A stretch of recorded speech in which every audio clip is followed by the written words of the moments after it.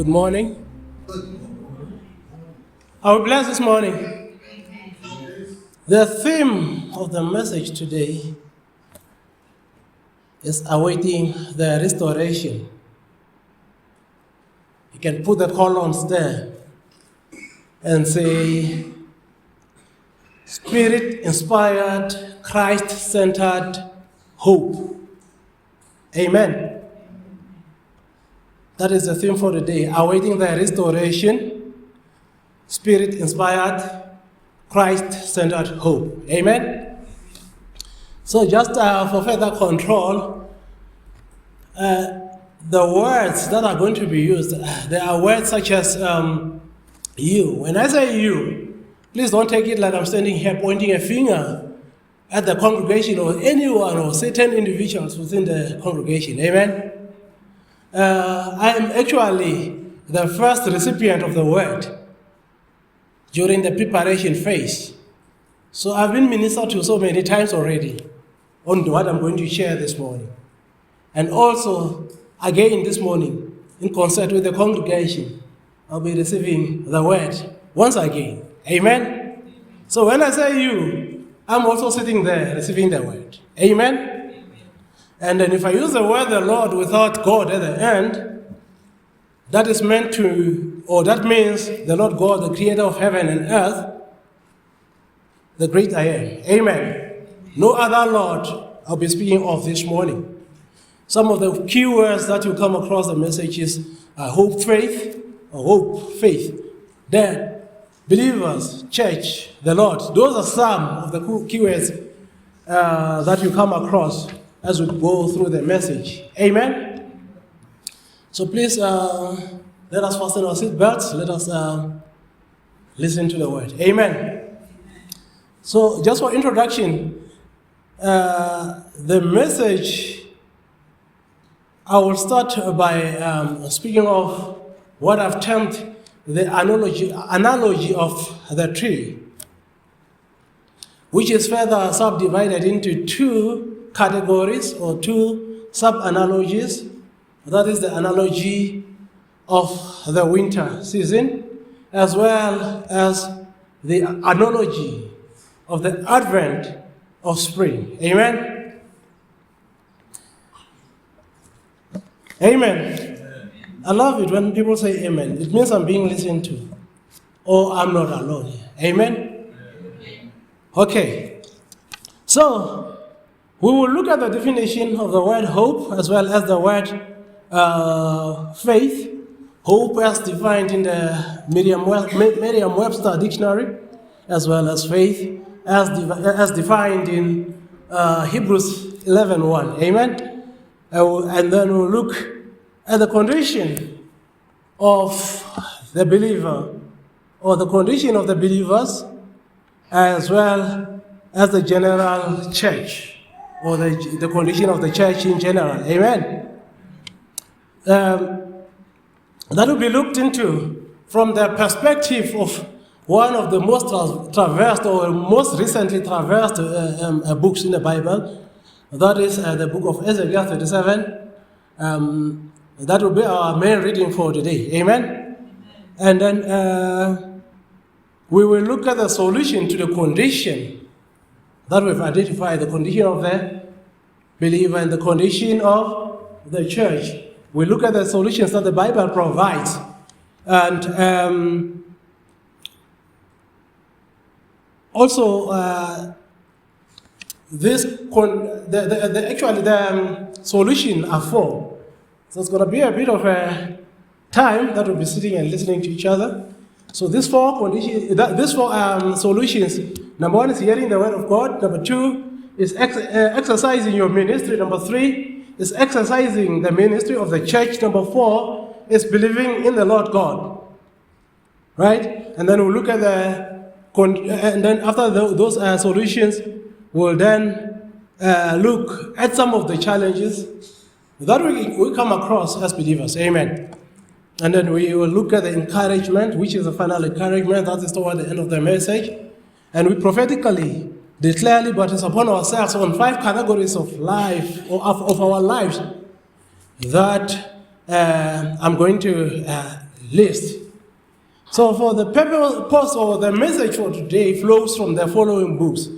Just for your own reading, if there are those who normally take notes, these are the following verses. We're not going to read all these verses, but the message comes from all these verses. Amen.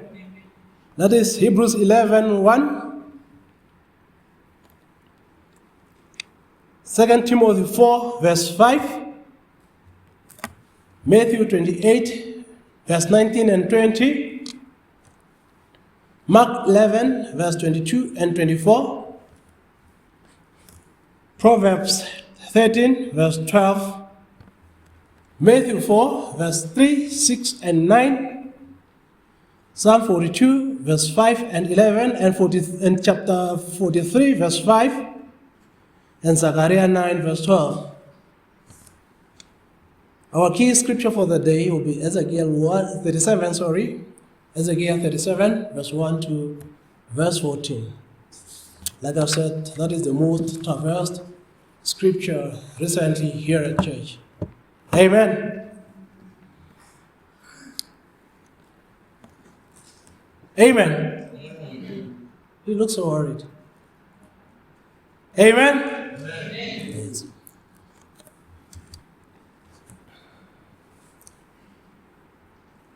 Around the end of winter this year, and obviously that was just about the beginning of spring, I was on my way here to church, and then I noticed something especially around the church here. I observed with interest the change that was happening within the plant terrain, especially with the trees. They were beginning to bud then.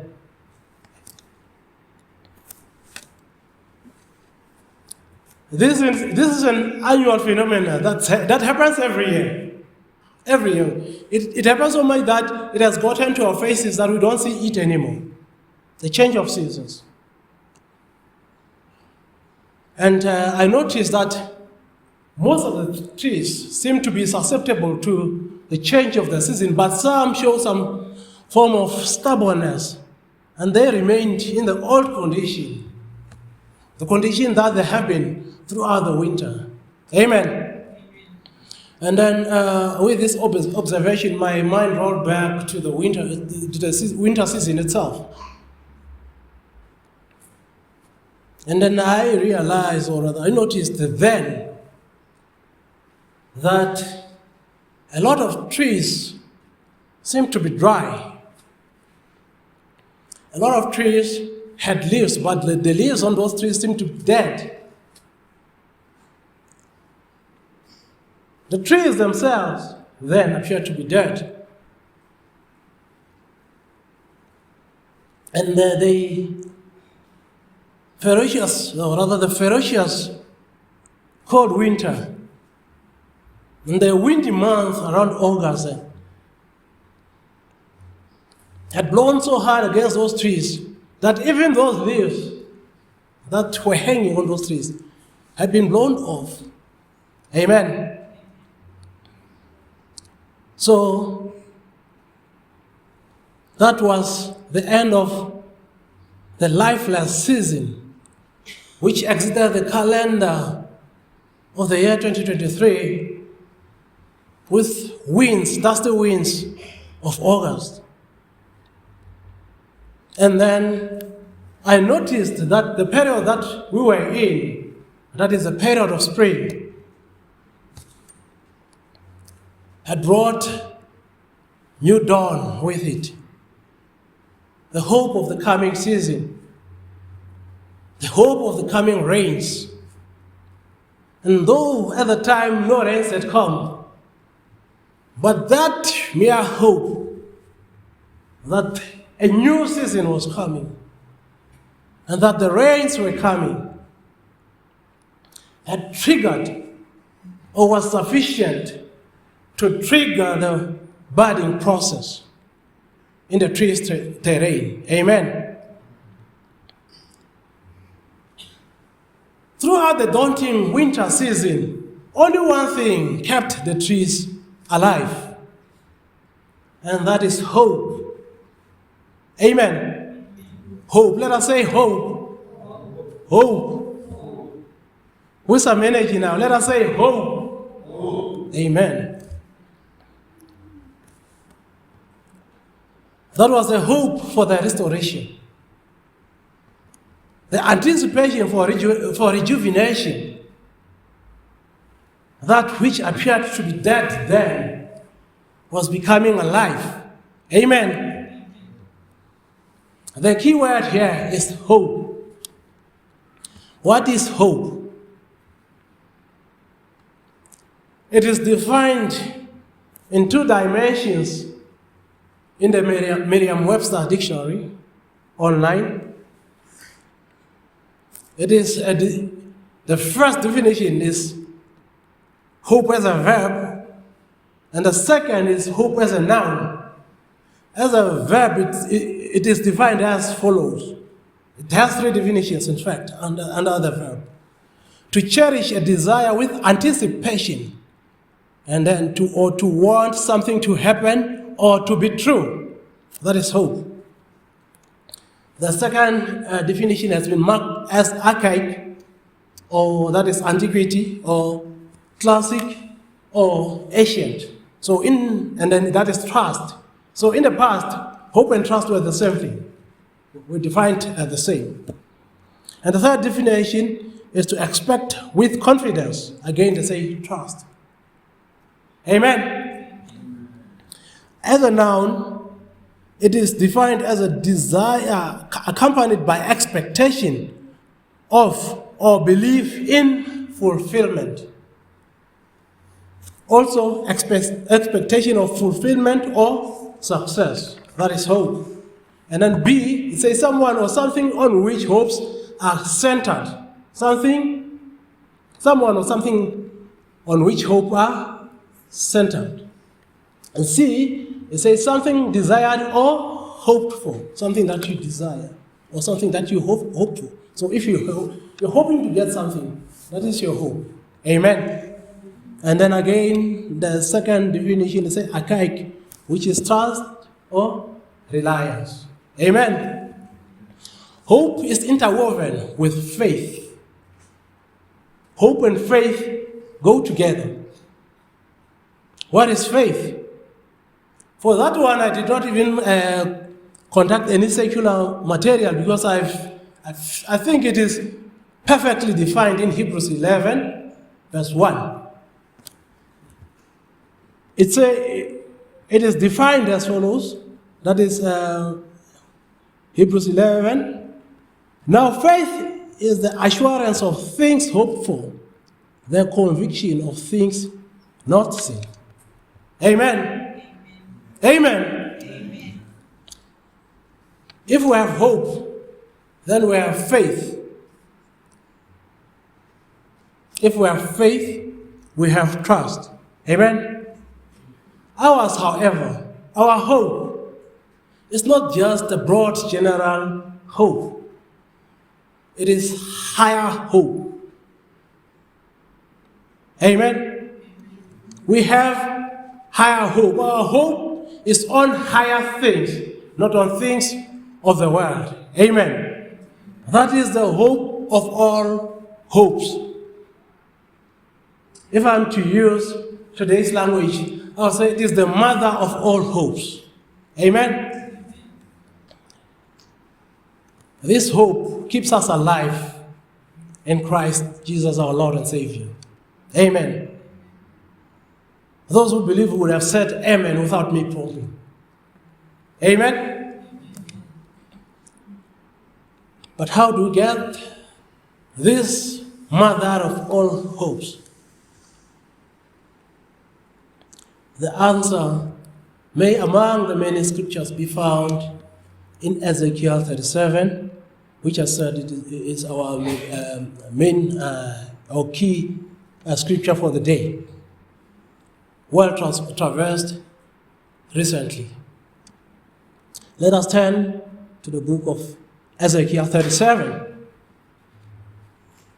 We'll read it from verse 1 until verse 14.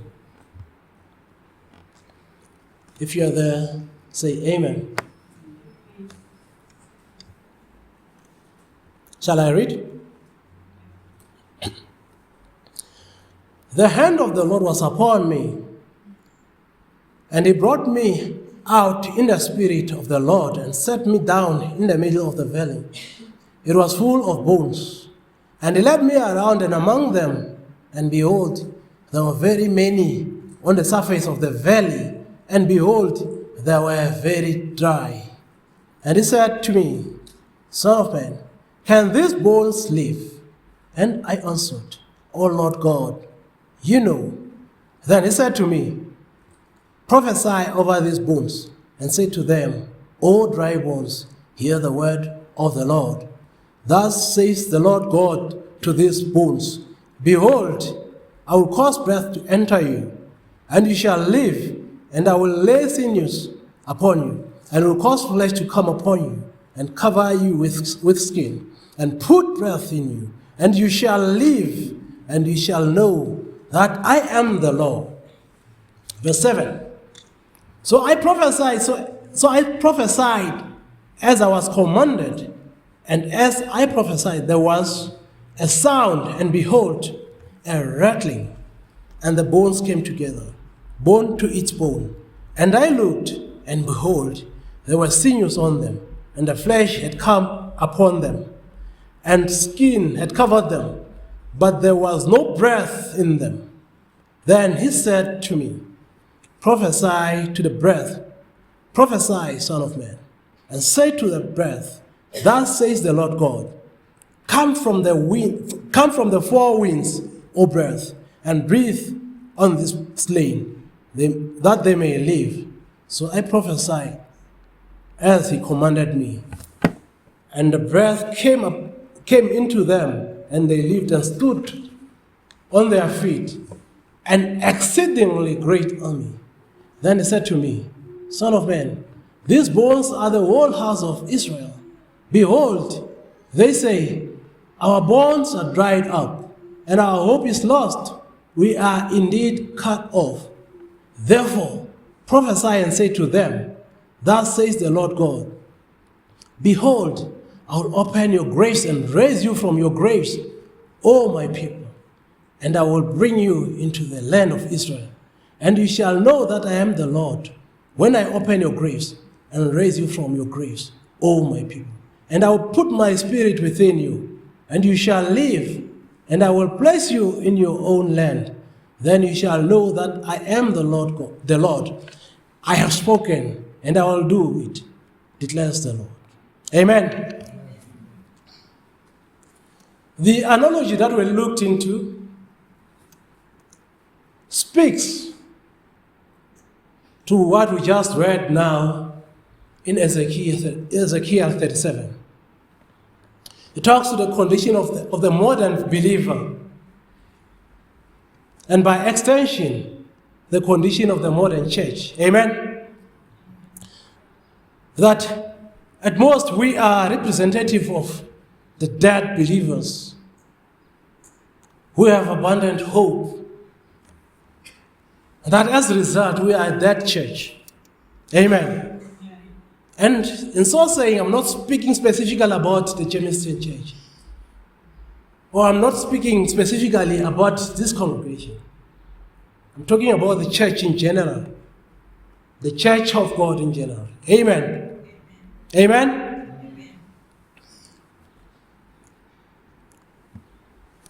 This is a recurrent condition. It is not the first this has been happening. We see that with the children of Israel, in and out, with God, or in God's presence, out of His presence. Out of Israel into slavery, back to Israel, out of God's presence, back into slavery. And that's been the case. And that has also been the case with the church over the generations. Amen. We've seen a lot of doctrines come and go. We've seen a lot of things being preached which were not scriptural. Amen. That is the condition that has confronted the church from time immemorial. Amen. However, this is not a condition without a solution. Scripture provides us with a surfeit of examples of this condition. We see a lot of them in Scripture when we read. It also gives us a plethora of solutions to this condition. Amen. Before we look at the proposed solution, let me first ask the following question. It is not a question requiring an answer. Sorry. It is a rhetoric question. What knocked you down as a believer? What knocked you down as a believer? At one stage, we were very hot in the service of the Lord, attending all the activities of the services of the church, doing all that was required of us at church. Amen. Giving and tithing as the Spirit led.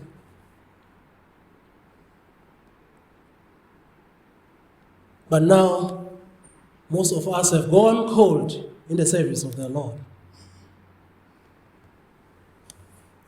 We don't come to some of the services. We come to the ones that we choose to come. We don't participate in the activities of the church. We do so only when it is convenient for us. What went wrong?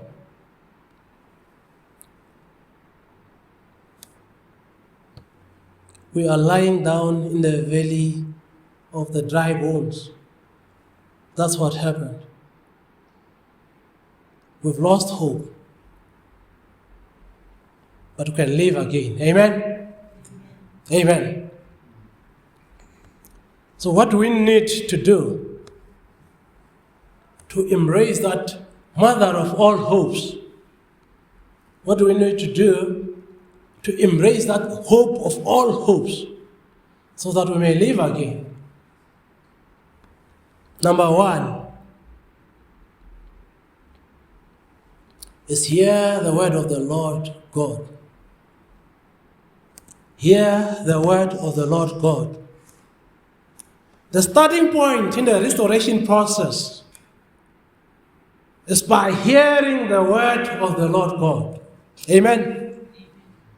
True hope is stirred when we hear the word of the Lord God. True hope is stirred in us when we hear the word of the Lord God. Amen. Hearing the word of the Lord God transcends merely coming to church on a Sunday. It transcends showing off and giving as much as you can just because you can, or you do it just for the sake of it. It transcends doing all the things that we're doing just for the sake of doing them. Amen. It goes beyond the mask that we put in our faces trying to hide from one another here at church.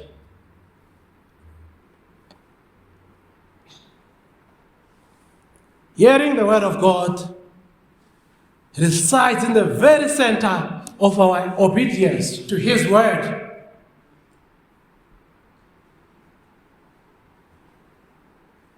When we obey the word of God, then we have heard the word of God. Amen. Only when you obey and respond to the word of God have you heard the word of God. If I hear Brother Moses preaching here and do not respond to what he has brought forth, I've heard the sound of him speaking, but I haven't heard the word of God. So it is in our action where it shows that we have heard the word of the Lord God. You'll remember in the valley of dry bones, God said to Ezekiel, prophesy to these bones. Other versions say, speak to these bones. And say to the bones, O dry bones, hear the word of the Lord God. Not hear the sound of the word of the Lord God. Amen.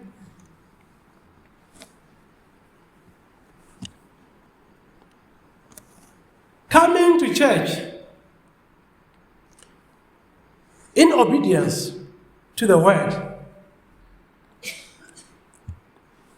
tithing and giving as an act of obedience to the word, and participating in the activities of the church in obedience to the word. That is hearing the word of the Lord God. Amen. So there is a difference. You may have noticed that they have painted two pictures. There's someone who comes to church and he does everything at church, but he's not doing it in response to hearing the word.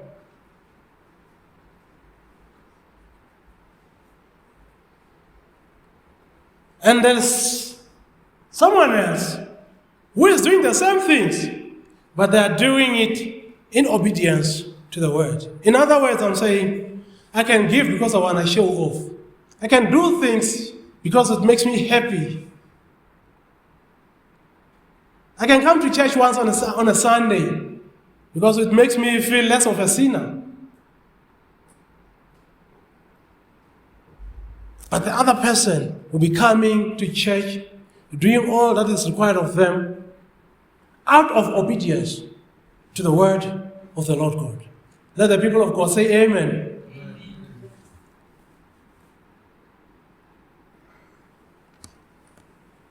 Once we have heard the word of God, or for those of us who have heard the word of God but haven't responded to the word of God, the next thing that we need to do was to exercise our ministry. That is number 2. Solution number 2. Exercise your ministry. It is not enough to honor the gathering of the saints on a Sunday, and that's it. We limit ourselves to that respect, most of us. We come to church on a Sunday and we disappear, we'll come back to church next Sunday.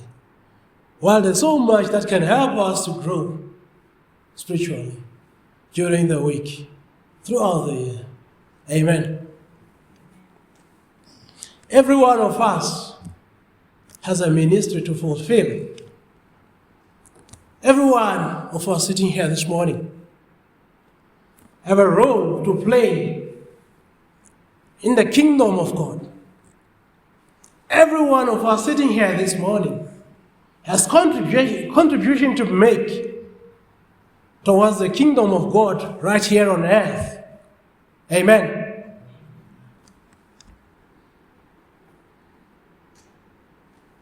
Exercise your ministry. In fact, what this means is do the will of the Father in your life. Do God's will in your life. You can sit and this afternoon and ask yourself, am I doing what I'm supposed to do?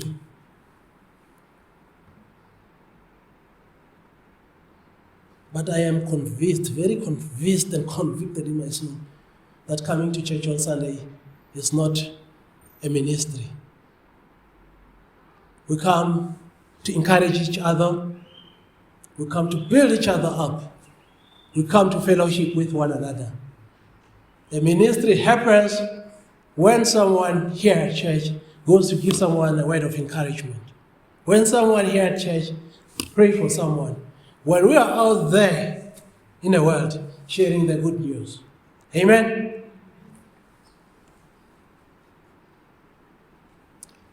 What is your ministry? I have a very interesting and simple answer for that. I don't know. It is up to each and every single person sitting here this morning. And through rigorous reading and study of Scripture, through prayer and fasting, through fellowship with our brothers and our sisters here at church, and through us seeking the face of God, that each and every one of us will know what our ministries are. I personally know what my ministry is.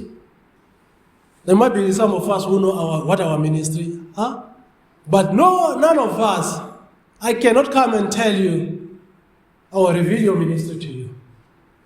It is that treasure that Jesus talks of so many times, that you go into the field and you look for it.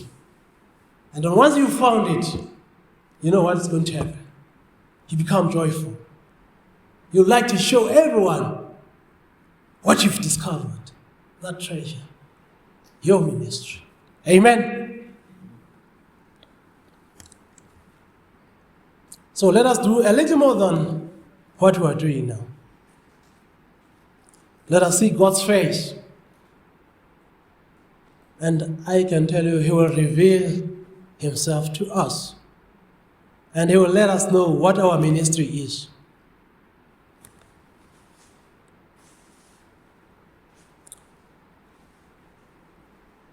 In 2 Timothy 4 verse 5, Paul says the following. That is 2 Timothy 4 verse 5. Paul says, "As for you, always be sober-minded, endure suffering, do the work of an evangelist, fulfill your ministry." Let me read it again. "As for you, always be sober-minded, endure suffering, do the work of an evangelist, fulfill your ministry." We are therefore expected not only to exercise our ministry, but to fulfill our ministry. Amen. Paul urges every one of us to preach the word of God. If you read it from verse 1, you'll see he urges us to preach the word in and out of season. In the cold, windy winters of our lives, even when we do not seem to have leaves, even when we appear to be dead, even when we are struggling and suffering in our lives, we preach the word that is in and out of season. Amen. And why do we do that? We do that because we have hope. We do so because summer is coming. We do so because we've heard the word of the Lord God prophesied to us. We may seem dead, but we are alive in Christ. Amen. Number 3, be involved in the ministry of the church. Be involved in the ministry of the church. Over and above our ministries, I think that was taught so much this year. We know we have a specific calling and the general calling. So over and above our specific calling, we need to be involved in the general calling. That is the ministry of the church. Amen? That was ordained by Christ just before He was taken up into heaven. That is in Matthew 28, 19 and 20. You may turn there pretty quick. Matthew 28, verse 19 and 20, he says, and that is Christ, "Go therefore and make disciples of all nations, baptizing them in the name of the Father, and of the Son, and of the Holy Spirit, teaching them to observe all that I have commanded you. And behold, I am with you always to the end of the age." Amen.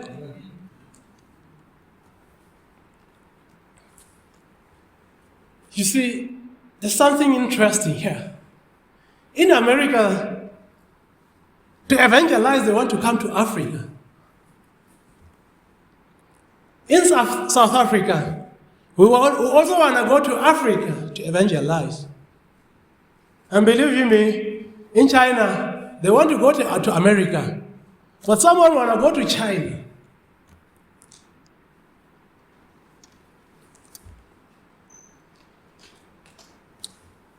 We do not need to travel now to make disciples of all nations.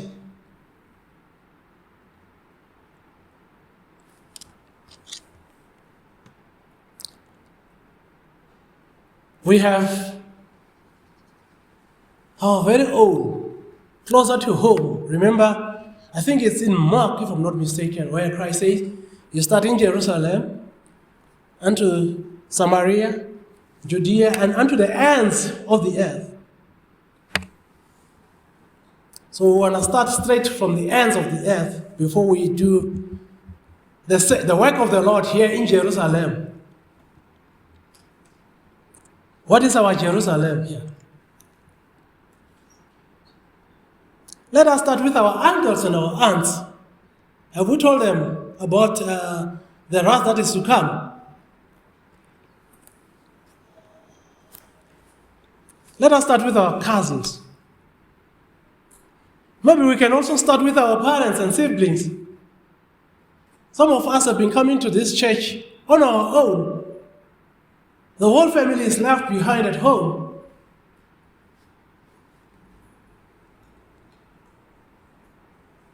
Or we can start with our colleagues at work. Or maybe we can start with someone standing next to us in the queue when we're going to work or to the shop or wherever. Or we can even start with someone sitting next to us in the taxi or a bus. Is that not our Jerusalem? How about that Uber driver that brought us to church this morning? Did you tell him the good news?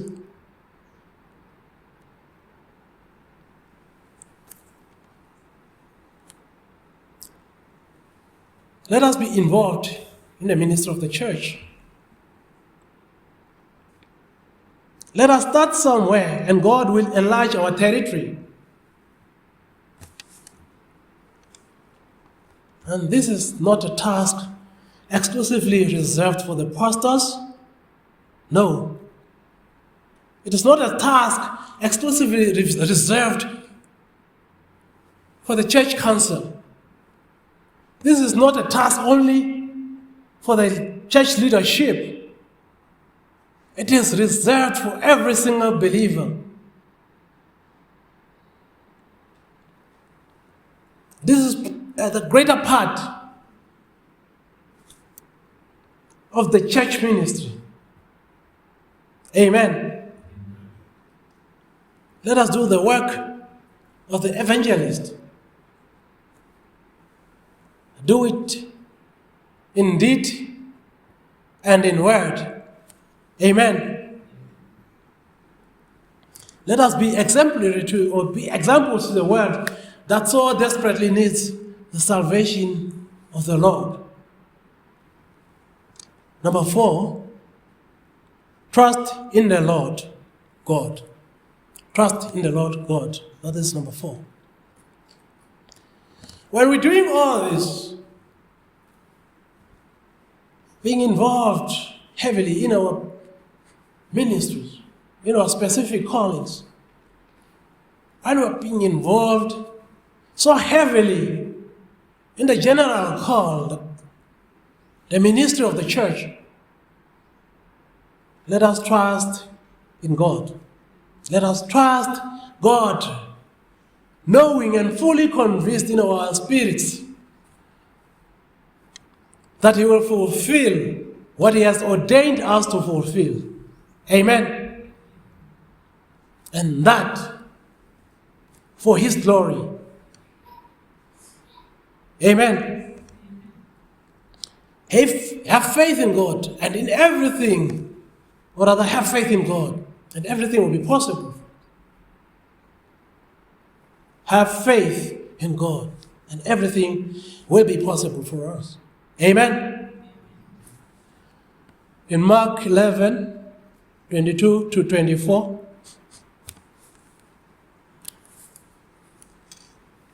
are we there? It reads, as they passed by in the morning, they saw the fig tree withered away to its roots. And Peter remembered and said to him, Rabbi, look, the fig tree that you cursed has withered. And Jesus answered them, have faith in God.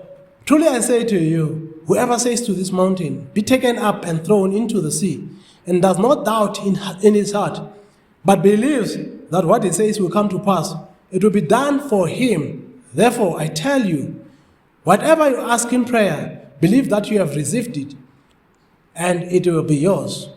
Amen. We must have faith in God. To have faith in Him is to trust Him fully. To believe what His word or who His word says He is. And to believe what His word says He will do, that it will do. Amen. Amen. So there are various storms that we come or we face in life, in our spiritual walk, in our journey of faith. And some of these things disturb us, they distract us because we are not immersed in the Word of God. We are slackly in our prayer lives. We are not active in our own ministry. And we are passive in the ministry of the church. And we have given the adversary a foothold into our lives. And we've gotten ourselves accustomed to his deceptive whispers. And we are no longer able to hear the voice of God clearly. It comes with whispers such as, if you are the Son of God, command these stones to become loaves of bread. Whispers like, He will command His angels concerning you, and on their hands they will bear you up, lest you strike your foot against a stone. It comes with whispers like, all this I will give you if you will fall down and worship me. That is in Matthew 4, verse 3, verse 6, and verse 9. So when we hear the word of God, the devil is also, the adversary is also whispering on the side. And because we are not so immersed in the word of God, we have nothing in our hearts to rebut his whispers. We have nothing in our hearts to rebut his deceptions. And we listen to him because we have no word in our hearts. Nothing. Some of us even think it's God or commanding us. And we end up commanding things that we're not even supposed to be commanding. And we leap into things hoping that God will catch us. And when nothing happens, we go and we blame God. But we were not even aware that those whispers that we had to command the loaves of bread, to jump and to worship the devil, we're not even aware that those were not commands from God. That is the reason we end up blaming God. I prayed. I said the word, I prophesied, nothing happened. Because we don't have His word in our heart. Amen. Some even end up giving in to the adversary just for material gain here on earth. And we compromise the life-saving gospel of the Lord Jesus Christ. Let us not open the door for the adversary. Even when he whispers in our hearts, let us apprise ourselves with the word of God. Speak to Him every day so much that we can discern His voice. Amen. And then we must speak to God every day so much that we are able to discern the voice of the deceiver and his cohorts as well. Amen. Let us devote ourselves to the reading of the Word of God. Amen. Maybe you are in your winter today. Maybe you have been in your winter this week. Or maybe you have been in your winter this month. Or perhaps you've been in your winter this year. You have experienced those unforgiving colds that left you dry with brown leaves hanging on you. Then while you're still holding on to your leaves, the ghastly winds of August have blown them off and you are left exposed.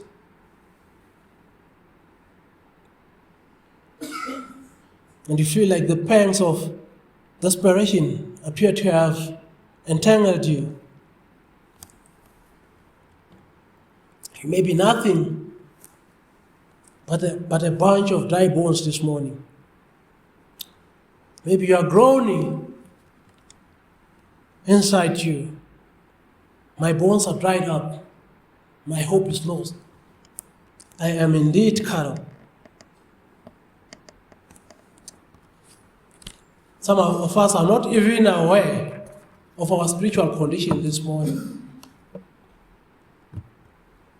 But we're not doing what we are supposed to do, what we've been called to do. Maybe this morning God is saying to you, maybe God this morning is saying to us, these bones are my church, or these bones are my son, or these bones are my daughter.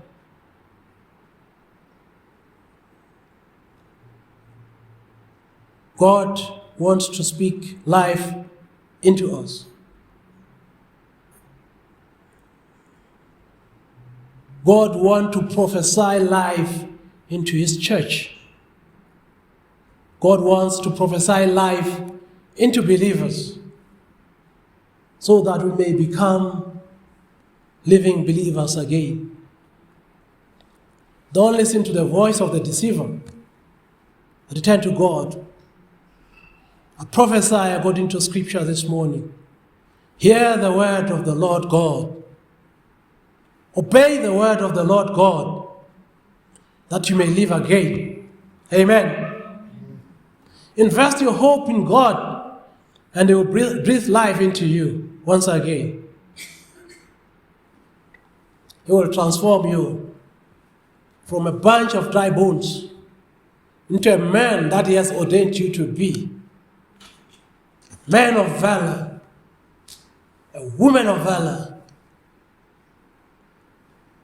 so that we may become once again mighty instruments in His mighty hands, so that He may restore us back into that beautiful green tree that we are meant to be. Amen. If you do not have hope, to make your heart sick. An interesting Proverbs 13 verse 12. Solomon says, hope deferred makes the heart sick, but a desire fulfilled is a tree of life. Hope deferred makes the heart sick, but a desire fulfilled is a tree of life. Amen. The psalmist in Psalm 42, verse 5 and 11, 43, verse 5, says, "Why are you cast down, O my soul? And why are you in turmoil within me? Hope in God, for I shall again praise him, my salvation." Are you in that place where you feel hopeless this morning? Summer is coming. Amen. Amen. Rain is coming. Amen. Restoration is on the way. Return to your stronghold, all prisoners of hope. Today I declare that I will restore you today I declare that I will restore to you double. That is Zechariah 9:12. Become a prisoner of hope once again. It reads, return to your stronghold. That is God, our stronghold. Amen. Return to your stronghold, O prisoner of hope. Today I declare that I will restore to you double. Zechariah 9 verse 12. Amen.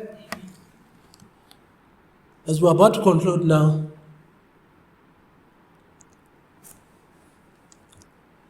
I want to prophesy spiritual life into your life. The breath of life into your life. I want to prophesy the breath of life into your health this morning. I want to prophesy the breath of life into your marriage or your family. I want to prophesy the breath of life into your employment or your company or business. I want to prophesy the breath of life into your finances. Amen. May all these 5 categories of life be restored into life. Amen. May the word of the Lord find an abiding place in our hearts. May we be encouraged by his word, that we are once again ignited into seeking God's face in search of our ministries, that we have and be challenged by the word of God and have been moved into being the people of action. Pray that we will be stirred back into life as we hear the word of God, as we exercise our ministries, as we participate in the ministry of the church, trusting in the Lord God. I pray that we'll be encouraged and fully trust God in our journey of faith as we continue. Amen. Let us have the Spirit-filled, or rather the Spirit-inspired and Christ-centered hope as we continue in our spiritual journey. Amen. Let us pray. Father, in the name of Jesus, we thank you this morning for your breath of life into our lives. We thank you, O Lord, for your word that reminds us who we are in your kingdom. And we thank you, O Lord, that you'll help us, O Lord, to receive your word into our hearts, and that your word will stir us into becoming the kind of people that you want us to be. And that, O Lord, will become active participants in your kingdom, that will live life according to your commands, O Lord. I pray that every one of us will be challenged to step out of our comfort zones and to discard our practice and start treating your work as our daily lifestyle. Lord, I pray for everything person present this morning. I pray that you'll bless them and that you'll keep them and that you'll continue to speak with them this day. And I pray also for those who couldn't come for one or the other reason. I pray that you're with them, O Lord, that you've kept them safe in the palm of your hand. As we conclude the service, I pray, O Lord, that you'll be with us and that you'll protect us and that you'll travel with those who will be traveling throughout the week and that you keep us safe until we return, O Lord, in the new year. I pray trusting in the name of Jesus, the name that's above every name. And we all shall say,